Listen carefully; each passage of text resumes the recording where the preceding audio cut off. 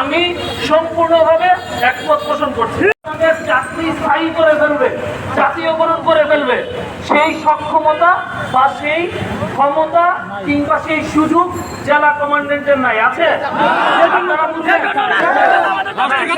তাহলে আমাদের স্যার একটা কথা ছিল, আপনাদের যে দাবি সেই দাবি আমরা যথাযথ কর্তৃপক্ষকে জানাই দিব। আমাদের দাবি রাষ্ট্রের কাছে,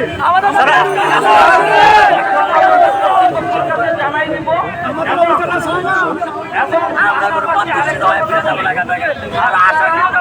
আপনারা প্রত্যেকে যেই ক্যাম্পে আছে লঙ্ঘীভূত, সেই ক্যাম্পের নিরাপত্তা বিঘ্নিত হলে কিন্তু ড্রাইভার আমাদের আনসার ও গ্রাম প্রতিরক্ষা বাহিনীর উপরে আসবে।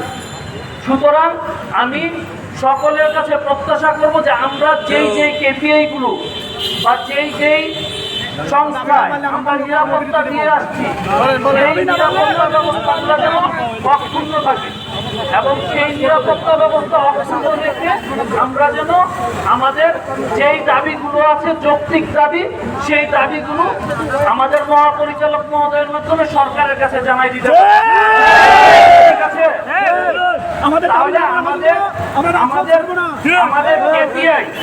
আমাদের কেপিআই এবং আমাদের দায়িত্বপ্রাপ্ত যে সংস্থাগুলো আছে সেই সংস্থাগুলোর নিরাপত্তা নিশ্চিত করে তারপরে যেন আমরা আমাদের দাবিগুলো দেই এবং আমরা দাবিগুলো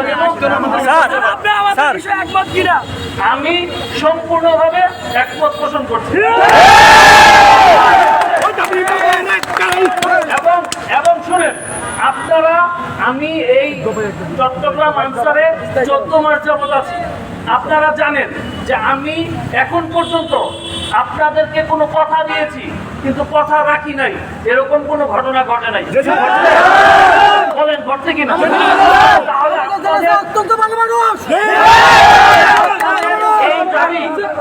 এই দাবি সমর্থন করে আমি এই দাবি অবশ্যই আমি আপনাদের সাথে সমর্থন করতে পারি, কিন্তু এই দাবিকে আমি পূরণ করে দিতে পারবো আপনাদের।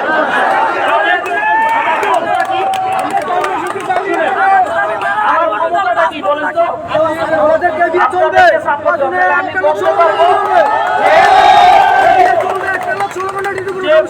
বলতে পারবো যে চট্টগ্রাম প্রেস ক্লাবের সামনে আমি নিজে উপস্থিত হয়েছি, তাদের এই দাবির সাথে আমি সহমত পোষণ করেছি